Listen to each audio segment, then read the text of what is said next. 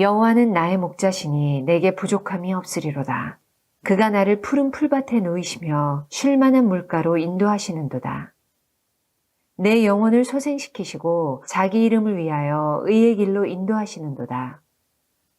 내가 사망의 음침한 골짜기로 다닐지라도 해를 두려워하지 않을 것은 주께서 나와 함께 하심이라.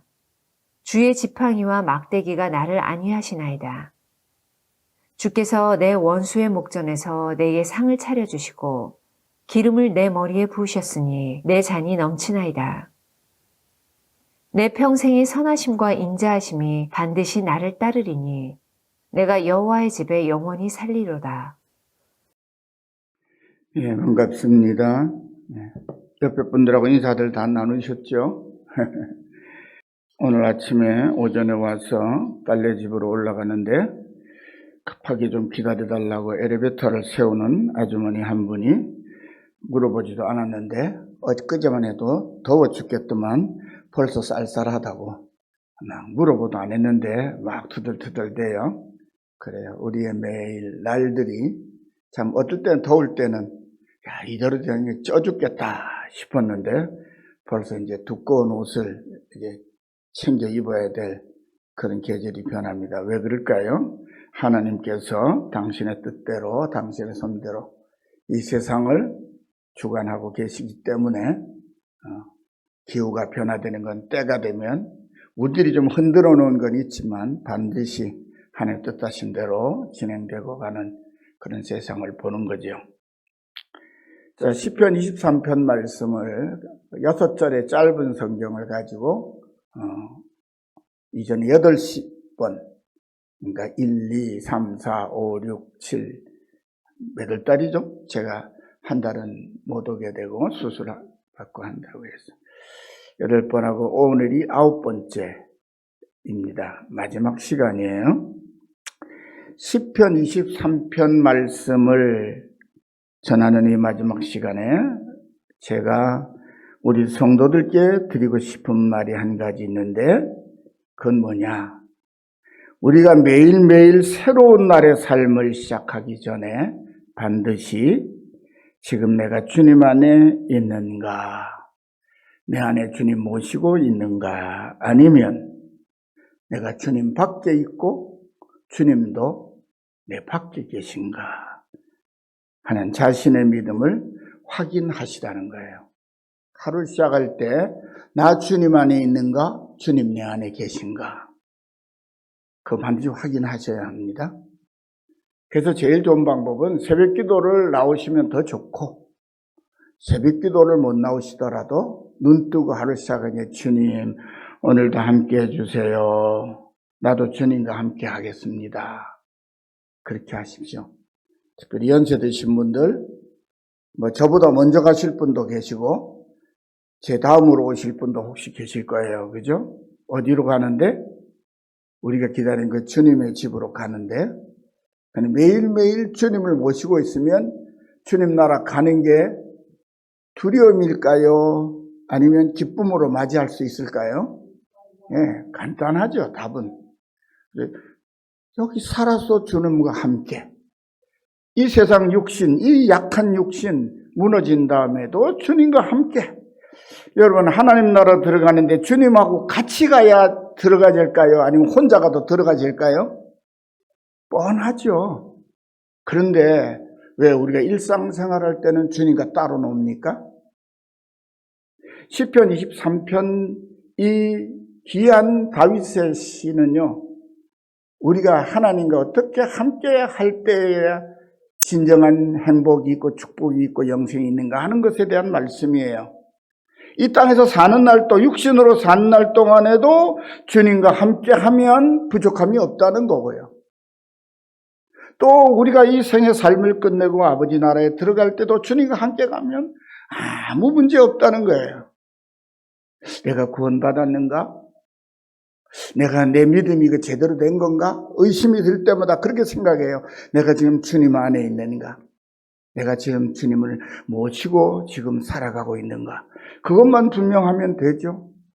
뭐 복잡하게 내가 뭐 얼마나 세상에서 대단한 사람이 됐는가, 주를 위해 내가 얼마나 헌신했는가, 내가 주를 위해서 얼마나 희생했는가, 그건 그렇게 중요한 게 아니에요, 사실은. 오늘날 많은 목회자들도, 많은 성도들도, 교회 중직자들도 크게 착각하는 게 뭐냐면, 내가 하나님을 위해서 얼마나 많은 것을 했는가, 할 수 있는가, 그거에 너무 매달려 있어요. 사실은 그런 사람으로 사람에게 보이고 싶어서 그러는 거죠. 나 하나님 충성되이 섬겼어. 나 정말 있는 재산 다 바쳤어. 나 생명 바쳐 주님 사랑하고 섬겼다고. 좀 알아달라고, 좀 알아달라고. 그러고 싶은 거예요. 근데 정작 자기가 목숨 바쳐 모든 것 바쳐 섬긴다고 하는 그 주님을 안에 모시고 사는 것에 대해서는 집중하지 않는 경우가 많죠. 주님 따로, 나 따로. 그거 우리가 언제 확인할 수 있어요? 주님 따로, 나 따로 논다는 사실을요? 좀 불편한 이야기 듣고 불편한 사람 만났을 때 그냥 자기 성깔 다 드러내죠. 왜 그래요? 내 안에 주님이 안 계신 거예요. 주님 잠깐 나가 계세요. 나 요거 좀 갈봐주고 요거 좀 안갚음 좀 해주고 나 성질 다 부려보고 그 다음에 들어오시라 그럴 때 그때 들어오세요. 주님 잠깐 나가 계세요. 나 할 말 다 합시다. 나 욕도 하고 싶고 주먹질도 하고 싶고 비난도 하고 싶고 고함도 치고 싶은데 주님 잠깐만 주님 여기 계시면 곤란하니까 잠깐 좀 나가 계세요. 그리고 뭐 썽깔 다 부리는 거죠. 그래서 모든 것을 잃어버리는 거예요. 그 많은 수고와 헌신도 충성도 그 순간 물거품이 되어버리는 거예요. 이 시간 주님 앞에 나올 때 주님 함께 오신 줄 믿습니다. 우리 자신의 삶을 세상적인 것으로 다른 사람과 비교하고 헤아리고 판단하지 마시길 바라요. 난 저 사람보다 얼만큼 많이 가지고 있는데, 얼만큼 많이 배웠는데, 나는 못한데, 나는 가진 것도 없는데, 나는 건강도 약한데, 나는 건강 하나면 자신 있어? 이런 육신적인 것, 세상적인 것 갖고 다른 사람하고 자꾸 비교하는 그런 버릇들이 우리에게 있죠.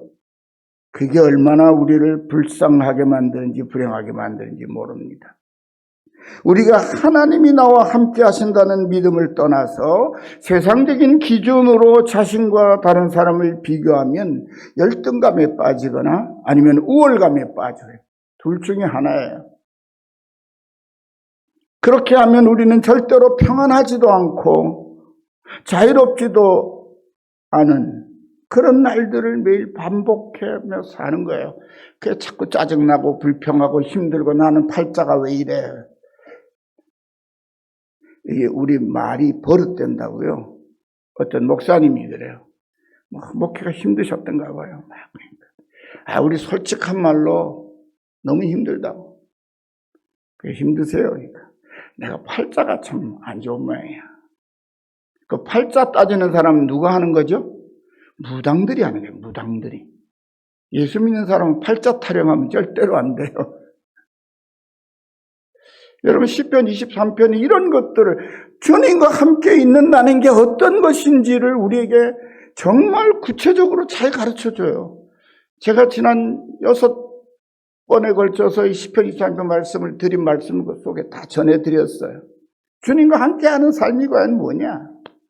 주님과 함께하면 주님 내 안에 모시고 살면 내 삶이 어떻게 되는가? 그걸 다윗이 가르쳐준 거예요. 다윗의 생애는 어떻게 보면요.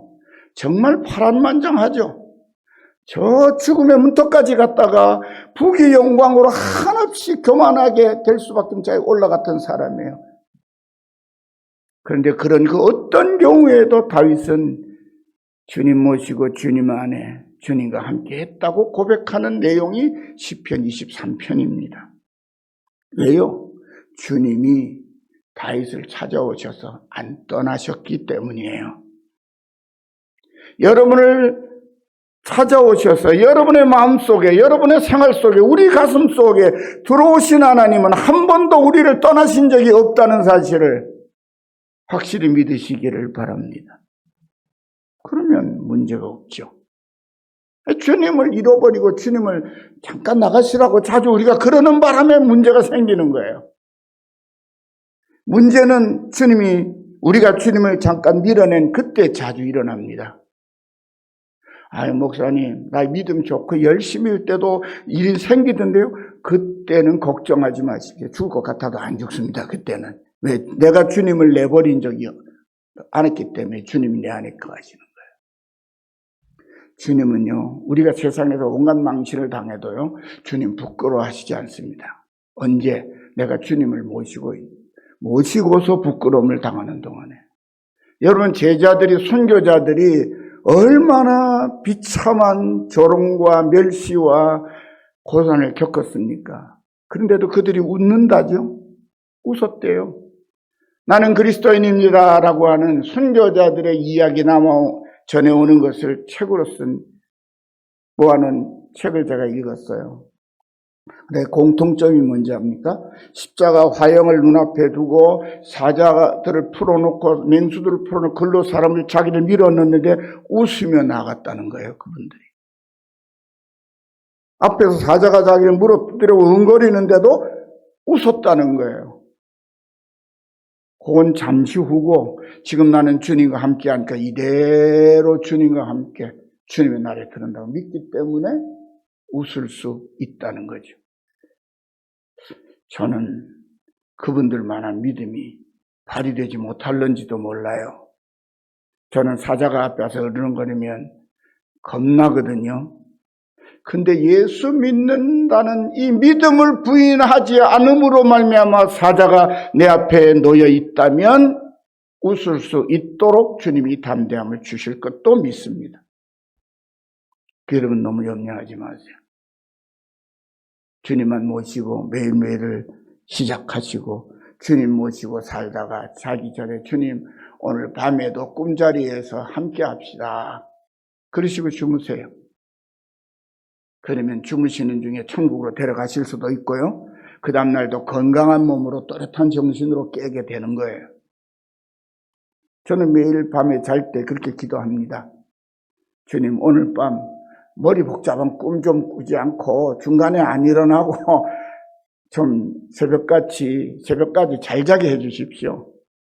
이왕 한 김에 우리 집사람도 우리 애들도 함께 주님 믿는 성도들도요. 그리고 아침에 일어나서 감사합니다. 그리고 그날 기도로 보살펴야 될 우리 부부, 우리 자녀손들, 그 다음에 형제 자매들, 우리 열린교회 성도들, 또 지금 출석하고 있는 온수교회 성도들 기억하면서 기도해요. 그런 평안이 우리 속에서 상실되지 않으려면 주님을 내 안에 모시고 있어야 한다는 것입니다. 시편 23편을 지은 다윗은 여호와가 나의 목자심으로 나는 영원히 부족함이 없다고 찬양을 시작합니다. 하지만 다윗의 삶은 이 젊은 날의 출발은 최소한의 여유도 보장받지 못하고 그 이후로 사회에 진출하자마자 쫓기는 신사가 돼서 13년 동안이나 생명을 위협받으며 도망을 다니는 떠돌이 생활이었어요. 여러분, 골리앗을 죽이고 승리를 했으면 영광의 자리에 올라가야 되잖아요. 금탑 무공훈장 이런 거 받고 한자리 해야 되잖아요. 근데 쫓기는 신세예요. 목숨을 부지 못해서 쩔쩔맵니다. 세상에 이런 일이 어디 있습니까? 사실 처음 시작은 그럴듯했어요. 17살의 소년이 전능하신 하나님을 믿고 물맷돌 하나로 10척, 3m 가까이 되는 거구인 골리앗을 단번에 무너뜨리고 이스라엘을 구원해냈어요. 그래서 다윗이 죽인 자는 만만이라고 백성들이 찬양을 부르며 개선장군을 맞아 주었습니다. 하지만 그렇게 엄청난 성공이 오히려 사울왕의 질투심을 불러일으키게 되고 사울왕이 블레셋과의 전투에서 전사할 때까지 광야를 떠도는 고난의 삶이 시작되었습니다.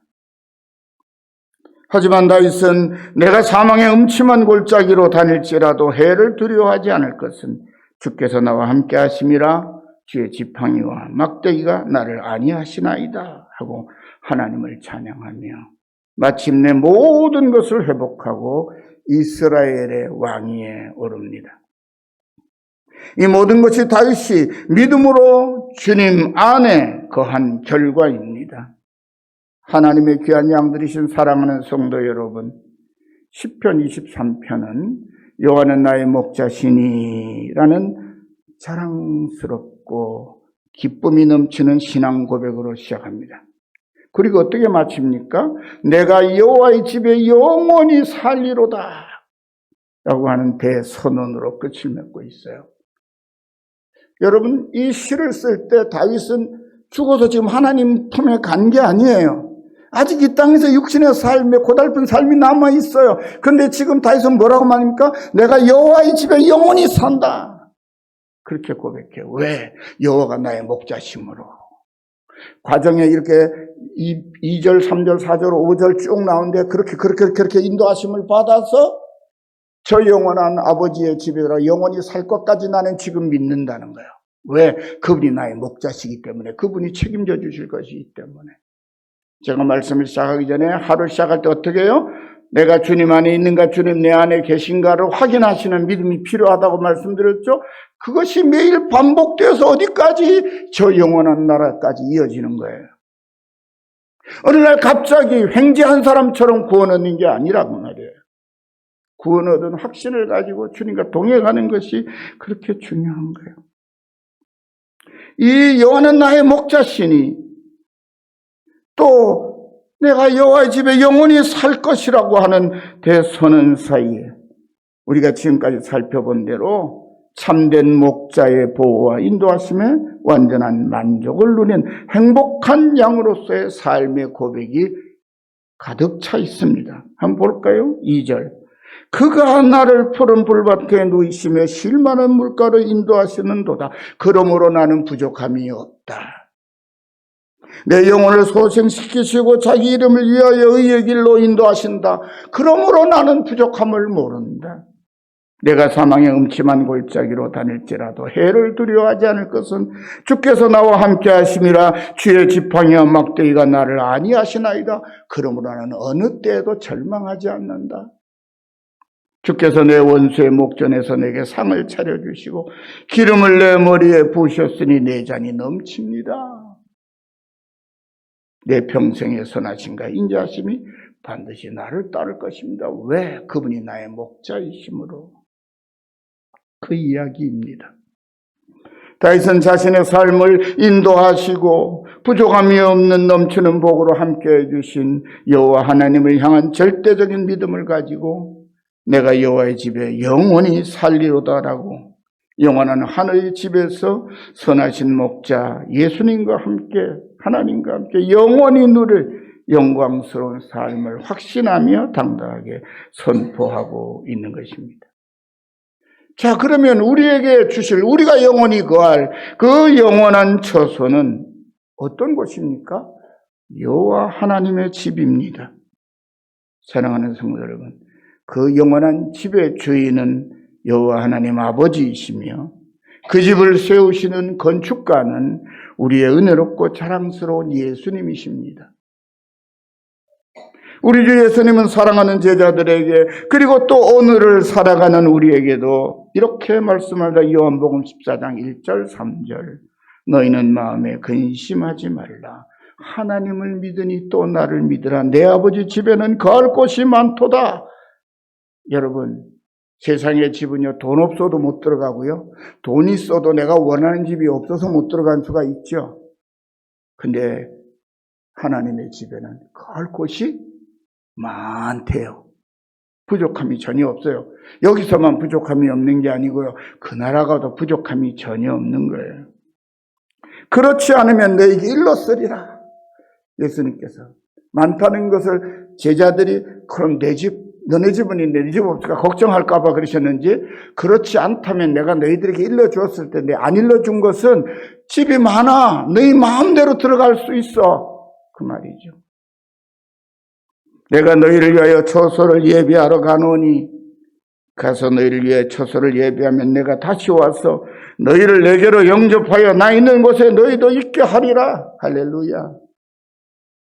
우리는 딱 맞는 집을 주실 것이에요. 여러분, 게으른 사람은 집이 너무 크면 걱정이에요. 왜? 그 청소 언제 다 하나 싶거든요. 근데 부지런한 사람은 집은 크면 클수록 좋아요. 청소하는 재미에 살거든요. 걱정하지 마십시오. 딱 나한테 맞는, 나를 너무나 잘 아시는 주님이 나한테 딱 맞는 집을 저기다가 짓고 계시는 거예요, 지금. 다 지어 놓으시면 데리러 오신대요. 그리고 어디 있는지 우리가 모를까봐 주님이 다 불러내신대요. 너희를 내게로 영접하여, 그 다음에 어디요? 데리고 나 있는 곳에 너희도 있게 하려 가신대요. 걱정하지 마세요. 사랑하는 성도 여러분, 여러분 한 분 한 분 모두가 주님의 이 약속의 말씀을 굳게 믿고 매일매일 승리하시기를 간절히 축원합니다. 두 번째로는 그 영원한 처소는 만족함이 넘치는 곳이라는 것입니다. 다윗은 모든 것이 열악하고 부족했던 인생의 여정 가운데서도 여호와를 자신의 목자로 모시고 담대하게 살았습니다. 그야의 수많은 어려움과 부족함을 극복하고 만족한 삶을 누린 사람이 바로 다윗 왕입니다. 그래서 시편 23편 1절의 시작부터 여호와는 나의 목자시니 내가 부족함이 없다고 고백했던 것입니다. 그렇습니다. 우리가 이 땅에서도 여호와를 나의 목자로 진실하게 모시고 살면 모든 면에서 부족함을 모르고 만족한 인생을 누릴 수 있습니다. 우리가 불평이 나올 만큼 부족함이 많고 만족함을 모르는 이유는 우리의 믿음이 그분께 온전하지 못하기 때문입니다. 그렇다면 우리가 여호와께서 반갑게 받아주시는 영원한 하늘의 집에 들어가면 우리가 이 땅에서 누릴 수 있는 그 어떤 부요함보다 더 부요하고 풍성한 삶을 영원토록 누리게 되는 것은 너무나도 당연하지 않겠습니까? 우리의 선한 목자이신 예수님은 계시록 3장 20절에서 이렇게 말씀하셨습니다. 볼지어다 내가 문 밖에 서서 두드리노니 누구든지 내 음성을 듣고 문을 열면 내가 그에게로 들어가 그로 더불어 먹고 그는 나로 더불어 먹으리라. 문 밖에서 두드리고 계시는 거예요. 문은 누가 열어야 돼요? 주인인 내가 열어야죠. 모셔드립니다. 그럼 그때부터 누가 주인? 주님이 주인이 되시는 거예요. 내가 문을 열고 주님을 모셔드리면 그때부터 누가 주인? 주님이 주인이 되시는 거예요. 내 삶을 책임지시는 거예요. 근데 우리 중에 주님을 문 밖에 세워두고 예수 믿는다고 하는 사람이 얼마나 많은지 그보다 안타까운 일이 없죠. 예수 믿는다고 하는 많은 분들, 만나본 많은 분 중에요. 제가 단정적으로 말하기 어렵지만은 정황적으로 그분의 믿음의 생활이나 일상생활의 언행의 모든 태도를 볼 때는 주님 문 밖에 세워놓고 자기는 예수 누구보다 잘 믿는다고 착각하고 있는 분들이 너무 많은 것 같아요. 어떻게 알 수 있느냐고요? 그의 언행을 보면 알 수 있죠. 예수님 모시고 예수님 안에 사는 사람은 말이 다르죠. 은혜롭고 덕스럽게 말합니다. 감정을 섞어 남을 멸시하거나 비방하거나 비난하거나 정죄하거나 그러지 않습니다. 여러분 친구 사귀는 좋은 친구 많이들 사귀셨겠죠. 앞으로도 젊은 세대들에게 꼭 제가 드리고 싶은 말씀은 뭐냐면 친구 사귈 때 남을 비난하고 정죄하고 그 사람 이래저래 쉽게 판단하는 사람은 친구하지 마세요. 그 사람은 딴 데 가면 나도 그렇게 말한다고. 나도 그렇게 말할 거예요. 아, 박 목사 제 앞에 와서는 목사님 존경합니다. 목사님 참 진짜 그래놓고는 딴 데 가서는 그 박 목사 이럴 거예요. 그죠? 그럴 수 있어요. 왜? 그래서 어떻게 제가 짐작할 수 있죠? 괜히 제가 볼 때는 괜찮은 목사님을 제 앞에서 험담하는 거 보니까 이 사람 예수님 문 밖에 세워놓고 자기 하고 싶은 대로 말하고 자기 하고 싶은 대로 판단하고 자기 하고 싶은 대로 행동하는구나. 우리는 예수님을 내 안에 모시고 있기에 주님 안에 내가 거하기에 내 성깔대로 못 삽니다. 그죠? 확 올라오다 아니지. 주님이 막아주시기도 하시지만 나도 주님 내 안에 계신 것을 내가 확인하기 때문에 이러면 안 되지. 우리가 장차 누릴 영원한 하늘의 집에서의 삶을 나는 주님 안에, 주님은 내 안에 하나가 되어 누리는 삶이거든요. 다시 말하면 주님은 우리 품 안에, 우리는 주님 품 안에, 주님은 우리 무리 가운데 함께, 내 안에 함께 거하여 살면서 주님이 끊임없이 공급해 주시는 하늘의 생명 양식으로 우리는 만족함을 누리고, 나의 목자이신 예수 그리스도 우리 주님은 풍성한 양무리들로 인하여 만족함을 누리시는, 그래서 모두가 진정한 만족이 넘쳐 흐르는 것, 그것이 바로 여호와의 집, 우리의 영원한 하늘 처소입니다. 요한복음 4장 32절 34절에 보면 이런 말씀 나와요. 내게는 너희가 알지 못하는 먹을 양식이 있다. 34절에는 나의 양식은 나를 보내신 뜻을 행하며 그의 일을 온전히 이루는 이것이니라. 그러니까 주님의 이 말씀은 당신의 사랑과 은혜를 받은 양들인 우리가 귀한 생명들을, 양들을 주님께로 인도하여 드리는 것이 바로 주님의 양식을 채워드리는 일이라는 말씀인 거죠. 제가 언젠가 이 말씀을 젊은이들한테 설교하니까 짓궂은 친구 하나가 와서, 그러면 양들이 주님의 양식이라면 성경 주님 말씀대로 그러면 양을 잡수신다는 얘기입니까? 그렇게 질문하는 괴짜도 만나봤어요. 우리 주님은 당신 앞에 당신이 구원하여 불러 모아놓으신 양무리들이 그득한 것만 봐도 배부르신 분이에요. 예전에 할아버지들이 그렇죠. 요즘엔 손주가 귀하지만 옛날엔 손주 굉장히 많죠. 우리의 할아버지쯤 되면 손주가 막 20명, 30명 되죠. 그러면 이 할아버지 할머니가 뭐라 그래요? 명절에 손주 딱 아들, 손주, 며느리 쫙 모여 있으면 뭐라 그래요? 안 먹어도 배부르다. 쳐다만 봐도 배부르죠. 이해가 가십니까? 예수님은 우리를 쳐다만 보셔도 배부르신 분이에요. 그래서 우리가 당신의 양식이래요.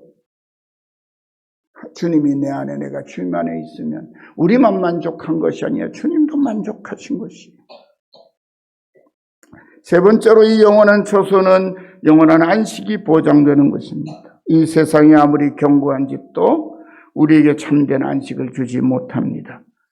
여러분, 좋은 집 사가지고 좋은 가구, 그 다음에 금은 보석들 금고 안에서 다 넣고 나면 그때부터는 그 집이 뭐가 되는지 아세요?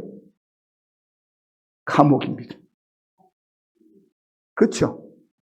좋은 집 샀어요. 수십억짜리 집에 금고 수천만 원짜리 튼튼한 금고 사가지고 거기다가 있는 재산 다 넣어놓고 통장 다 넣어놓고 금은 반지 다 넣어놓고 탁 하기 시작하면 그때부터 뭐예요? 현관문에 얼마가 들어도 좋으니까 절대로 열 수 없는, 우리만 열 수 있는 도어록을 하나 사고 싶죠. 그리고서는 그 안에 들어앉아, 감옥에 들어앉아가지고 좋다 그러고 있어요. 집을 떠날 때마다 불안해요. 혹시 우리 집 비워놓은 사이에 누가 도둑이 드는 거 아니냐. 요새는 귀신도 잡아갈 만큼 솜씨 좋은 도둑놈도 많다는데, 결국 이 세상의 집은요, 우리에게는 좀 죄송합니다만은 우리 집은 감옥이거니 그렇게 생각하십시오. 뭐 좋은 거 있으면 감옥 되는 거예요. 그래서 비싼 거 집에 두지 마세요. 집에 너무 집착하지 마세요. 우리 인간의 노력으로 안전을 보장받으려는 것처럼 어리석은 것이 없습니다. 여러분, 이스라엘이 하마스하고 전쟁을 한다는데요. 하마스의 지도자가요, 땅굴을 파고 수십 미터 밑에 요새를 만들어 놓고 들어가 있었어요. 거기 들어가면 안전할 줄 알고. 그런데 요새 폭탄이 오면 미사일이 뻥 뚫으면요. 우리나라에 얼마 전에 국군의 날 보여준 무기는요. 100m가 넘는 깊은 곳에 콘크리트 벽을 쳐서 들어가서 거기 있어도요. 위에서부터 빠바바바바밤 뚫고 다 깨고 들어가서 그 안에서 뻥 터져서 다 죽인대요. 참 인간이 대단하죠. 그러니까 이 땅에는 안전한 곳이 없어요. 안전하게 만들면 만들수록 그건 더 감옥이 되고 많은 것이죠. 반면에 여호와의 집은 진정한 자유와 함께 안전이 보장된 그런 영원한 집이라는 거예요. 거기는 열쇠도 필요 없고 자물통도 그러니까 물론 필요가 없죠. 거기는 담장에다가 철조망 칠 이유도 없어요. 문은 활짝 열어놓고 다녀도 상관없어요. 여러분 시골 사니까 좋은 거 뭔지 아세요? 아무 집 대문이나 대문이 다 열려 있다는 거예요. 예를 지켜서 안 들어가서 그렇죠. 저희 집도 그래요. 지금 대문을 만드느냐 안 만드느냐 집 짓고 나면 대문을 만들긴 만들어야겠다. 왜 아무 때나 불쑥불쑥 들어오면 우리가 옷을 벗고 여름에 옷을 마음 놓고 벗고 살 수도 없잖아요. 그래서 서로 예의 지키자는 선에서 대문도 만들고 담도 치려고 해요. 그런데요. 그냥 지나다니면서 아무나 하고도 인사하고 그렇죠.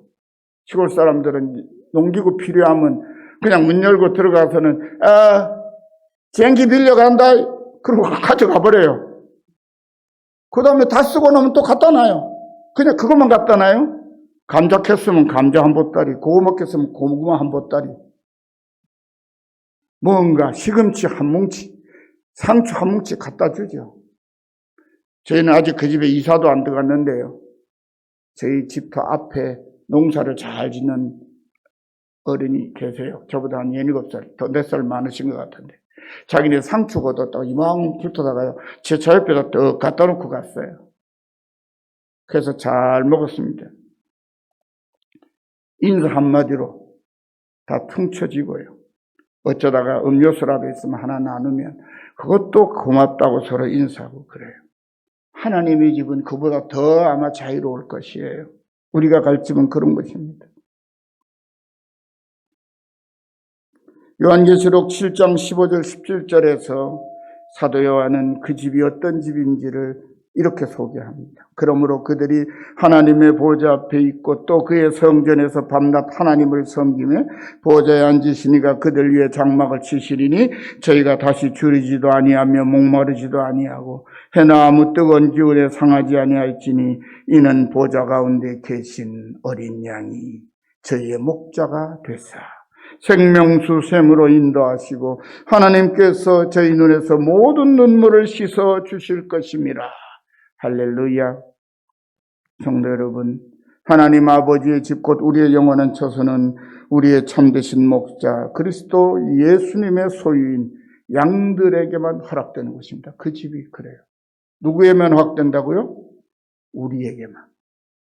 내가 하나님을 믿는 내 안에 주님 모시고 사는 하나님의 양이면 그 집은 당연히 상속받는 거예요. 예수님은 그날에 많은 사람이 나더러 주여 주여 우리가 주의 이름으로 선지자 노릇하며 주의 이름으로 귀신을 쫓아내며 주의 이름으로 많은 권능을 행치 아니하였나이까 하리니 그때 내가 저희에게 밝히 말하되 내가 너희를 도무지 알지 못하니 불법을 행하는 자들아 내게서 떠나가라 하리라. 예수님의 말씀. 여러분 이 땅에 지금 주의 이름으로 권능을 행하고 표적을 행하고 기사를 행하고 엄청난 사업들을 벌이는 목자들이 얼마나 많습니까? 그런데 그들 중에 대부분은 주님이 모르신대요. 왜요? 자기를 위하여 한 일이거든요. 주의 이름을 빙자해야 순진한 성도들을 속일 수 있으니까. 이단들이 다 그러죠. 아무리 나쁜 못돼 먹은 이단도요. 예수 이름 안 파는 사람 한 사람도 없어요. 하나님 이름 안 파는 사람 한 사람도 없어요. 예수님 말씀 그대로예요. 우리가 주의 이름으로 우리가 하나님의 영광을 위하여 다 그래요. 그런데 그 결과는 어떻게 해요? 그 다음에 다 자기 배불려요. 주님의 영광과는 상관이 없어요. 자기 영광을 드러내는 거예요.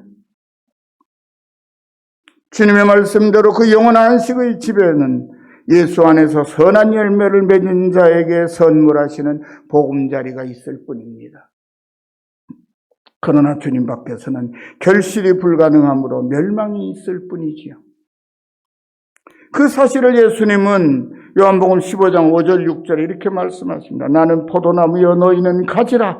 그가 내 안에 내가 그 안에 거하면 사람이 열매를 많이 맺나니 나를 떠나서는 너희가 아무것도 할 수 없습니다. 사람이 내 안에 거하지 아니하면 가지처럼 밖에 버려져 마르나니 사람들이 그것을 모아다가 불에 던져 사르리라. 우리가 주님의 말씀을 따라 주님의 뜻대로 주님 모시고 살면 이 땅에서 사는 일생 동안에도 형통의 복을 누릴 것입니다. 예수님은 우리가 믿음으로 누릴 천국의 삶을 미리 맛보는 비결을 요한복음 15장 7절에서 이렇게 가르쳐 주십니다.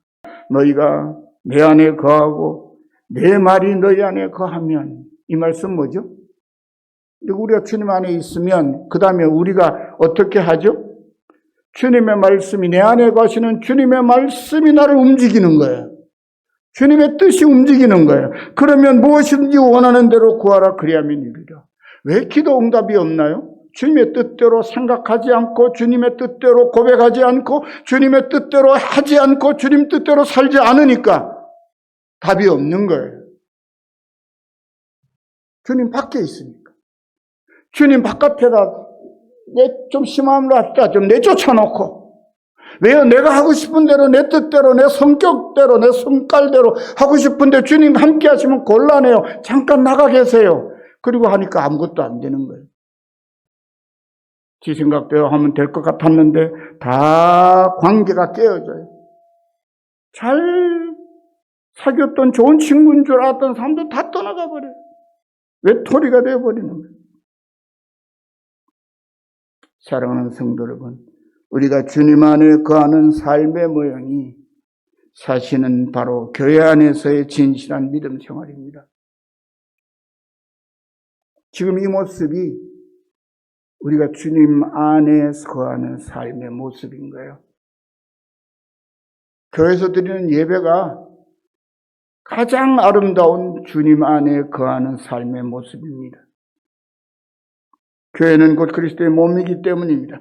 그러므로 성도는 충실한 교회 생활을 통해서 천국에서 누릴 안식과 평안을 미리 맛보며 사는 가장 행복한 양이요 하나님의 복된 자녀임에 틀림없습니다. 이 사실을 굳게 믿으시고 성도 여러분의 삶의 중심에 항상 주님을 모시고 행복하게 살아가시기를 우리의 영원한 목자이신 예수님의 이름으로 간절히 축원합니다. 우리 모두 우리의 선한 목자이신 여호와 하나님과 그분의 아들 예수님께 감사와 찬양과 영광을 돌리며 살아갑시다. 기도하기 전에 찬송가 15장을 우리 한번 함께 가사를 생각하면서 찬송 부르고 기도하겠습니다.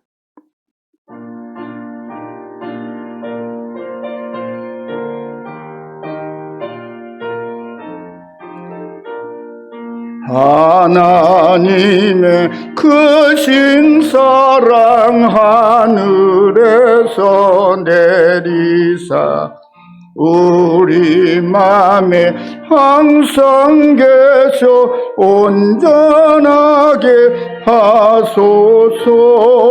우리 주는 자비하사 사랑 무한하시니 두려워서 떠는 자를 구원하여 주소서. 걱정 많은 자를 성령 감화하시며 복과 은혜 사랑받아 평안하게 하소서. 처음과 끝이 되신 주님 항상 인도하셔서 마귀 유혹받는 것을 속히 끊게 하소서. 전능하신 아버지여 주의 능력 주시고 우리 맘에 임하셔서 떠나가지 마소서. 주께 영광 항상 돌려 천사처럼 섬기며 주의 사랑 영영토록 찬송하게 하소서. 우리들이 거듭나서 의미 없게 하시고 주의 크신 구원받아 온전하게 하소서. 영광에서 영광으로 천국까지 이르러 그 사랑 감격하여 경배하게 하소서. 아멘. 하나님 아버지 감사합니다. 한없이 연약하고 부족하고 부끄럽기 짝이 없는 저희 가운데 임하셔서 우리의 주인 되셔서 우리와 함께 걸음을 인도하시고 그 인도하심이 주님이 예비하신 영원한 아버지의 집에까지 이르게 되는 것을 저희들이 시편 23편 다윗의 시를 통해서 다시 한번 생각하며 주님의 은혜를 감사함으로 받습니다. 주님, 오늘도 주님 모시고 지키는 거룩한 주일입니다. 매일매일의 이 땅에서의 남은 우리의 삶들이 주님 안에 거하며 주님 내 안에 모시고 살면서 주님 이끄시는 대로 생각하고 판단하고 주님이 허락하신 대로 말하고 행동하고 그리고 아버지 세상을 두려워하지 않는 다른 사람과 우리 자신을 비교하여 우월감이나 열등감에 빠지지 않고 우리가 예수 안에 거하는 참된 기쁨만을 생각하고 감사하면서 두려움 없이 살아가는 삶을 감당하게 하시고 이 주님과 동행하는 삶이 주님 부르시는 그날까지 이어져서 주님이 약속하신 그 아버지의 집에 모두가 함께 들어가 하나님께 영광을 돌리며 영생을 누리는 하나님의 참 아들, 딸들이 다 되게 하옵소서. 새로운 한 주간을 시작할 때에서 세상 가운데에서 세상 사람들 속에서 주님 모시고 사시는 그리스도인의 아름다운 모습을 잃지 않도록 굳게 붙들어 주시고 성령께서 우리의 마음과 생각을 언행과 그리고 모든 판단을 주장하시고 인도해 주옵소서. 예수님의 이름으로 간절히 기도드리옵나이다. 아멘.